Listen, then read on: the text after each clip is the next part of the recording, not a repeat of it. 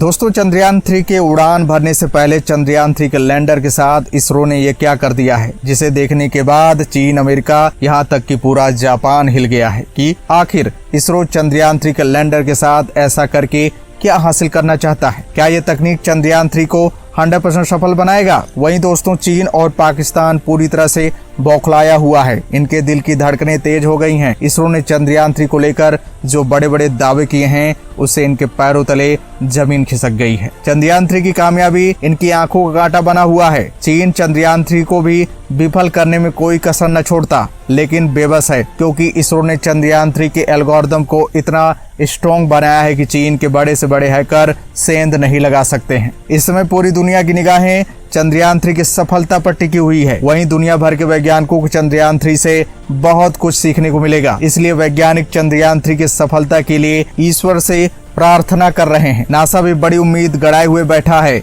इसरो का हर संभव मदद करने के लिए तैयार है, क्योंकि इससे नासा को बड़ा फायदा मिलने वाला है। अरबों खरबों के नुकसान से नासा बच जाएगा। दरअसल नासा जो मानव मिशन भेजने वाला है, उसमें चंद्रयान-3 का डेटा अहम भूमिका निभाने वाला है। दोस्तों, वीडियो में एक ऐसे शख्स से भी आपको रूबरू कराऊंगा जिनके इशारे पर चंद्रयान-3 स्पेस की तरफ रवाना होगा, जिनके इशारे पर चंद्रयान-3 का लैंडर चांद के जमीन पर 100% सॉफ्ट लैंडिंग करेगा, जिन्होंने चंद्रयान-2 के विफल होने के वक्त ही कसम खा ली थी कि लैंडर को चांद की जमीन पर 100% सॉफ्ट लैंडिंग कराकर दम लेंगी। दोस्तों, सबसे पहले जान लेते हैं कि इसरो ने चंद्रयान-3 के लैंडर के साथ क्या किया है, जो पूरी दुनिया हैरान है। दोस्तों, इसरो के वैज्ञानिक चंद्रयान-3 के छोटे मॉडल को लेकर तिरुपति वेंकटाचलपति मंदिर पहुंचकर पूजा अर्चना की, ताकि चंद्रयान-3 के सफल लॉन्चिंग में कोई दिक्कत न आए। इसरो और देश के हर एक शख्स को 14 जुलाई का खास इंतजार है। इस खास दिन चंद्रयान-3 श्रीहरिकोटा से उड़ान भरने वाला है। इस उड़ान पर न सिर्फ भारत बल्कि दुनिया की भी नजर है। इसके लिए तैयारी पूरी हो चुकी है। चंद्रयान-3 को 14 जुलाई को दोपहर 2:35 पर लॉन्च किया जाएगा। चंद्रयान-3 45 से 48 दिन का समय लेकर यानी 23 या 24 अगस्त को चंद्रमा पर सॉफ्ट लैंडिंग करेगा। बता दें, इससे पहले 22 जुलाई 2019 को चंद्रयान-3 लॉन्च किया गया था, मगर जब ये चांद की सतह से 2.1 किलोमीटर दूर था, तब इसका इसरो से संपर्क टूट गया था। इसके बाद से ही भारत चंद्रयान-3 मिशन की तैयारी कर रहा है। चंद्रयान-3 के लॉन्चिंग के साथ ही भारत चंद्रमा की सतह पर अपना अंतरिक्ष यान उतारने वाला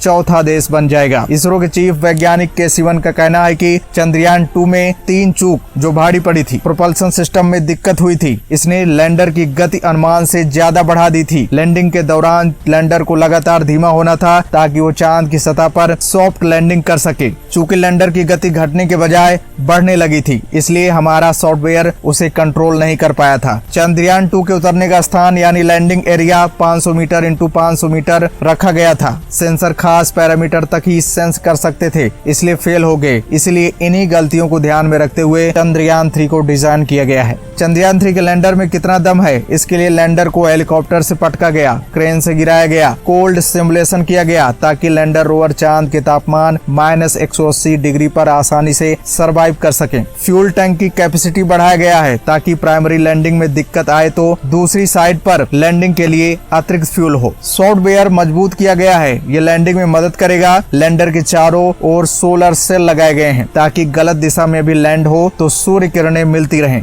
और पावर जनरेशन हो सके। लैंडर के 6 पहिए किए गए हैं, ये 50% और मजबूत हैं। लैंडर में 5, रोवर में 2 यंत्र हैं। ये तापमान, मिट्टी व वातावरण में मौजूद तत्व व गैस ढूंढेंगे। इसके लिए सॉफ्ट लैंडिंग जरूरी है, ताकि रोवर से लैंडर, लैंडर से ऑर्बिटर और ऑर्बिटर से इसरो तक इलेक्ट्रॉनिक सिग्नल मिलते रहें। लैंडर रोवर चांद के एक दिन यानी धरती के 14 दिन के बराबर रहेगा। दोस्तों, अब जान लेते हैं उस शख्स के बारे में जिनके इशारों पर चंद्रयान-3 का लैंडर चांद पर उतरेगा। वो खास नाम है डॉक्टर रितु करधल का। वो मंगलयान मिशन से भी जुड़ी रही हैं और रॉकेट वुमेन के नाम से भी जानी जाती हैं। जब भी हम मिशन मंगलयान के बारे में सोचते हैं तो हमें इस महिला की याद आती है। उनका जन्म 1975 में लखनऊ में एक मध्यम वर्गीय परिवार में हुआ था। वो सितारों, चांद और आसमान की गहरी प्रेमी थी। इसरो और नासा के संबंधित समाचार, लेख, जानकारी और चित्र एकत्र करना उनके शौक में से एक था। इस बार इसरो ने उन्हें चंद्रयान चंद्रयान मिशन का डायरेक्टर बनाया है। इससे पहले उन्होंने मंगलयान मिशन में डिप्टी ऑपरेशनल डायरेक्टर का पद संभाला था। रितु चंद्रयान 2 समेत कई बड़े अंतरिक्ष मिशनों का भी हिस्सा रह चुकी हैं। दोस्तों, हमें इस महिला साइंटिस्ट पर गर्व करना चाहिए, सलाम करना चाहिए। चंद्रयान 3 100% सफल हो, इसके लिए ईश्वर से प्रार्थना कर। दोस्तों, अब जान लेते हैं उस रॉकेट के बारे में जो चंद्रयान 3 को 100% सफल बनाएगा, जिसकी ताकत का तोड़ पूरी दुनिया में कहीं नहीं मिलेगा। दोस्तों, आपको बता दें, चंद्रयान 3 को 100% सफल बनाने में सबसे बड़ा योगदान इसरो की 15 साल की कड़ी मेहनत के बाद तैयार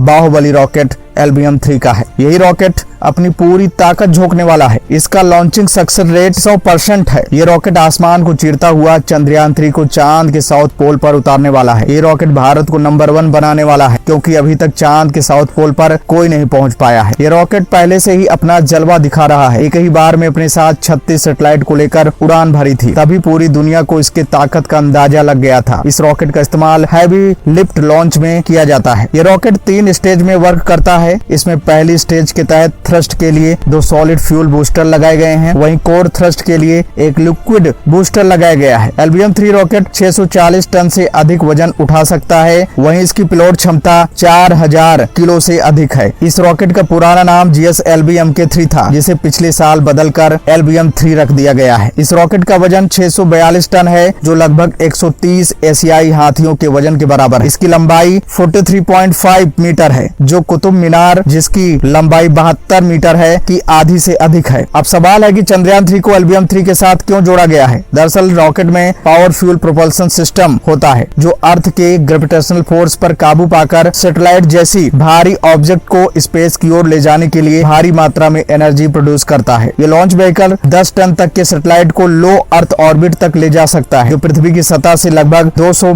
किलोमीटर दूर है, जबकि 4 टन के भार को हाई अर्थ ऑर्बिट या जियो ट्रांसफर ऑर्बिट में छोड़ने में सक्षम है। इस बार लैंडिंग साइट के लिए 500 × 500 मीटर के छोटे से जगह के बदले 4.3 किलोमीटर × 2.5 किलोमीटर के बड़े जगह को टारगेट किया गया है। इसका मतलब ये हुआ कि इस बार लैंडर को ज्यादा जगह मिलेगी और वो आसानी से सॉफ्ट लैंडिंग कर पाएगा। दोस्तों, अगर आप चंद्रयान 3 के लॉन्चिंग का गवाह बनना चाहते हैं, इस पल को अपने कैमरे में कैद करना चाहते हैं, तो इसरो ने भी इसके लिए खास तैयारी की है। इसरो की वेबसाइट पर लोगों के लिए इस खास पल को देखने के लिए बुकिंग की जा रही है। इसरो की आधिकारिक वेबसाइट www.isro.gov.in पर आप लॉन्च व्यू गैलरी की सीट बुक कर सकते हैं। इसरो प्रमुख S शोभनाथ ने बताया कि चंद्रयान 3 के लॉन्च को देखने के लिए इसरो की वेबसाइट पर जाकर अपनी सीट बुक कर सकते हैं। तो दोस्तों, जय हिंद, जय भारत।